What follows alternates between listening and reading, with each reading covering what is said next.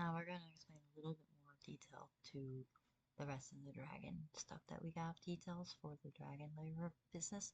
Back in Kusa-no-Bao, there was a dragon called Kusa-no-Bao. Kusa-no-Bao.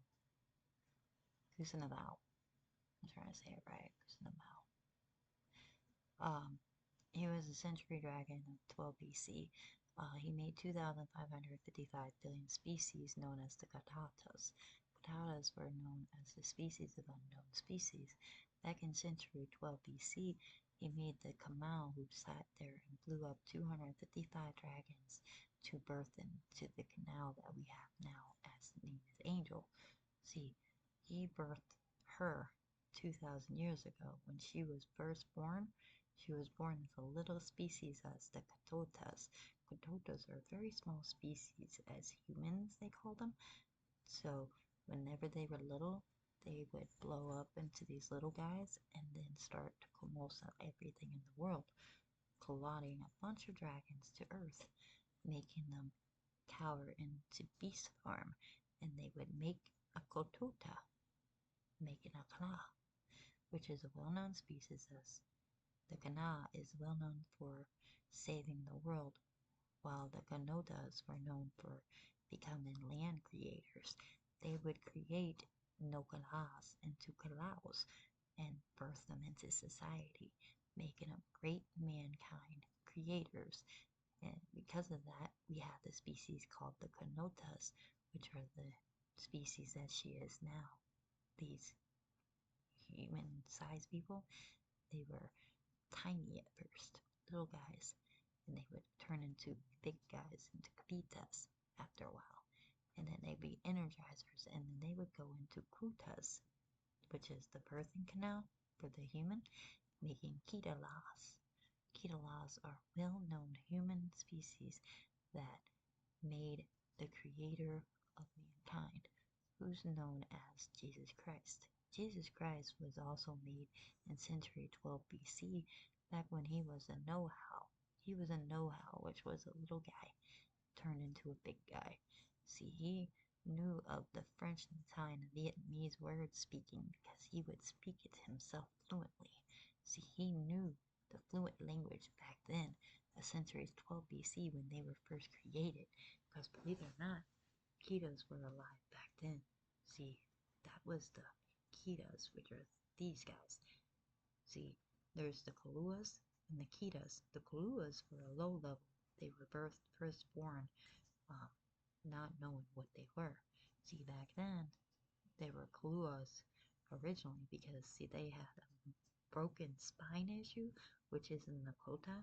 That's where they called the Netherlands, is because their spine was broken. See, they didn't have the correct fragmentation for their back, and that's why they were shorter and had this broken spine part. Because if you notice, the spine bar is a little bit shorter than the Kaluas, which were the human taller ones. See, they used to be shorter and had not spread out yet because they were still manufacturing the being of human. See, they started fracturing humans' backs to make them spread out and build into society.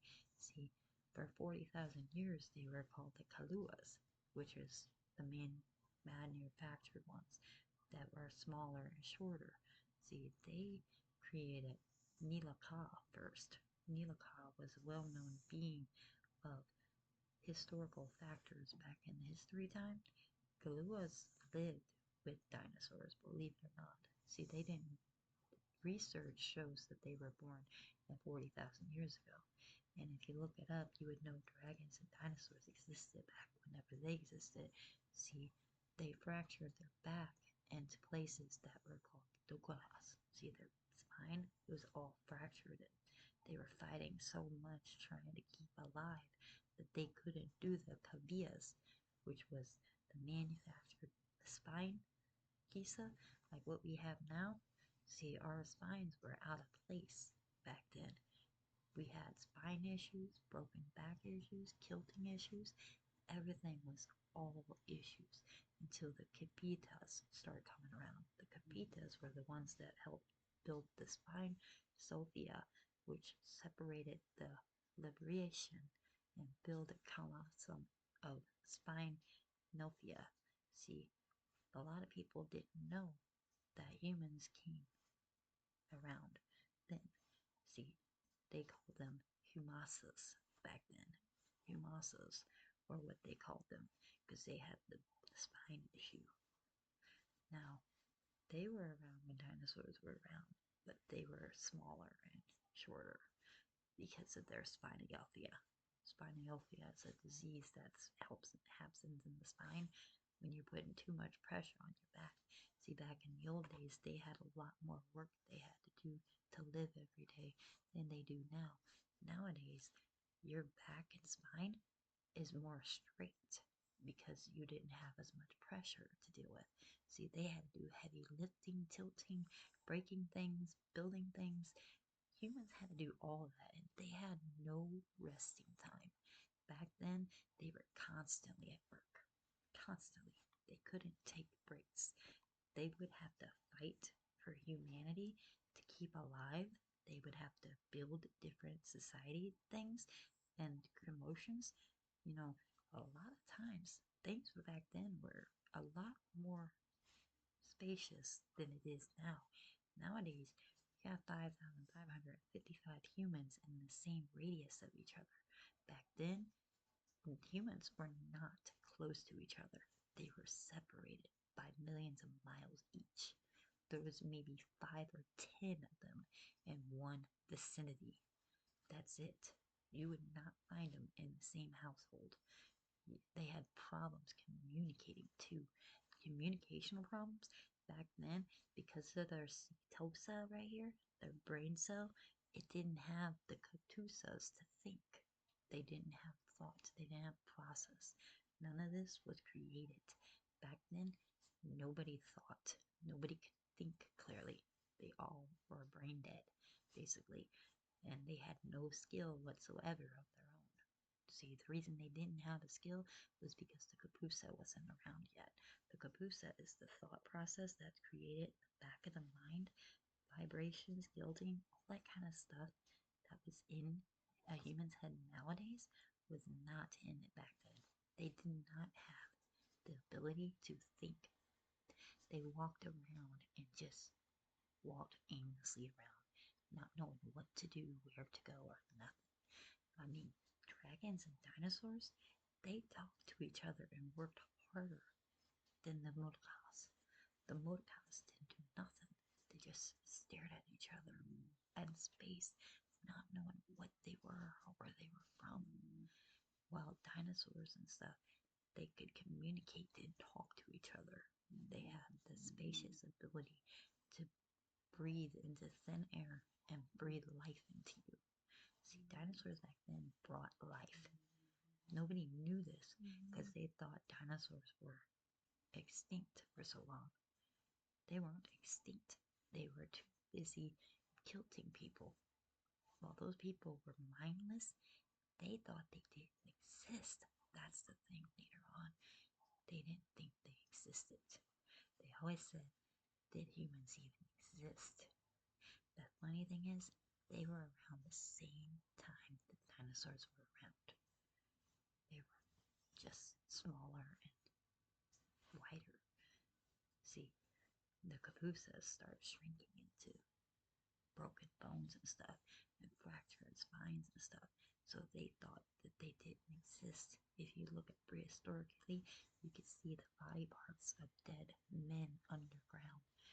When dinosaurs would eat them, they would incinerate their insides. They didn't even know they existed because dinosaurs would eat the whole human into pieces and shred them up and burn them because they had Celsius Devato in their system, which is a burning accelerator that burns and accelerates the whole chemicals of the whole body.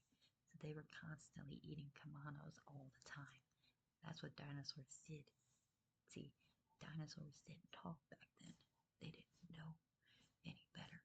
They didn't know between human and life form or nothing. They didn't know anything. They just knew they were hungry. So they would learn how to accelerate, and they chopped up these little guys in pieces and ate them whole. And then they would come accelerated, their bones would shred into small little pieces. You would see little echoes of pieces coming out of them. That's it. You could not see the body of them. So yes, humans existed back then. They just were eating completely. They didn't even know they existed. That's how weird it was back then. They would eat them. Their whole body would go in the whole system of the reptiles and incinerate the whole chemical of the body. There would be nothing left. Nothing. Didn't even know they got eaten. They were shredded. They're humongous back then. They were 20 feet tall. That's how Rexosauruses are. They're about 20 feet tall, while humans only 5 to 7 feet tall. Some may have been bigger, but not back then. Back then, they were small. They were about the size of a toothpick to them. This size. They would just eat them and they would disintegrate. They didn't even know they existed. They were like small little guys, disintegrating the whole chemical of the body. They didn't even know they were like tiny little guys. And then whenever they ate them, their body would slowly disintegrate into nothing. At least that's what I'm guessing, because the chemical in the body of the dinosaur had a chemical reaction called a grota, which disintegrates the whole chemical of the whole accelerator of the body. And whenever it accelerated, it went to them and flopped out. And then later on, when they would disintegrate completely, they would turn into little specks of dust. That's all that would come out of them, the specks of dust. That's it. Dinosaurs just ate them whole. Never left anything. And that would be physical ones, physical dinosaurs. Physical dinosaurs ate humans, not the spiritual ones. The spirit ones were just dust. They would disappear, while the physical ones would turn into shreds of pieces. Little tiny pieces, not much left. Almost like you couldn't even see the bone. There was nothing left after they ate them.